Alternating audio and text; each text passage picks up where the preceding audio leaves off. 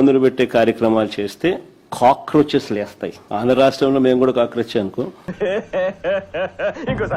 ఆంధ్ర రాష్ట్రంలో మేము కూడా కాక్రోచ్ అనుకో, ఆంధ్ర రాష్ట్రంలో మేము కూడా కాక్రోచ్ అనుకో.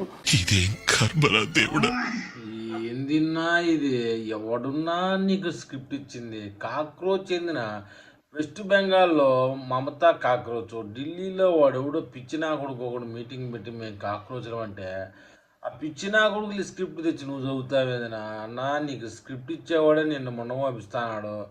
నీ ఇష్టం. తర్వాత నువ్వు పార్టీని మొండమోపించుకుంటే పర్వాలా, ఆంధ్రప్రదేశ్లో నీ అభిమానులను కూడా చాలా అవమానం చేస్తానవునా? నువ్వు కాక్రోచ్ ఏందినా?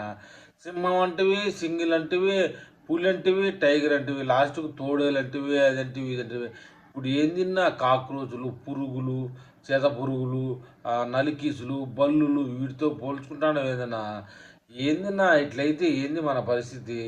అసలు నీకు స్క్రిప్ట్ ఇచ్చిన వాడిని ఇవాళ నీ ప్యాలెస్కి పిలిచి వాడిని బుర్ర మక్కిలు కొట్టన్నా. అసలు ఇది చాలా రాంగ్ అన్నా. నువ్వు కాక్రోచ్తో పోలికి పెట్టుకోవడం, ఆంధ్రప్రదేశ్లో మేమే కాక్రోచ్లు అనడం. కాక్రోచ్ ఇంట్లో వాళ్ళకి ఎంత అసహ్యంగా ఉంటుందో తెలుసా? అలాగే నువ్వు రాష్ట్రంలో అంతే అసహ్యంగా తయారవుతున్నావు నా ఇలాంటి మాటల వల్ల. కాక్రోచ్ కనబడితే చాలు నా ఇంట్లో వంట చేసే మహిళలు పొరకుతోనో లేకపోతే ఇంకొక దేంతో ఒక దాంతో కొట్టి చంపేస్తారన్నా. సేమ్ పరిస్థితి వస్తుంది మనకు 2029లో దేంతో దాంతో చంపిపడేస్తున్నా. ఇప్పటికే మనకు నియోజకవర్గాల్లో నిలబడడానికి క్యాండిడేట్లు సరిగా లేరునా. నువ్వు ఇలా మాట్లాడడం వల్ల ఉన్న క్యాడర్ జారిపోయి పుచ్చుక్కన 2029లో కేఏ పాల్ మాదిరి అయిపోతాంనా.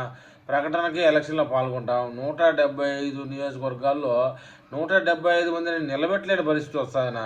ఎందుకునా ఇట్లాంటి స్క్రిప్ట్ చదువుతావు? ఒకసారి స్క్రిప్టు ఇంట్లో వల్లి వేసి 1-2 సార్లు ఏది మంచిదా ఏది చెడ్డదా అని తెలుసుకొని మాట్లాడితే మంచిది కదనా.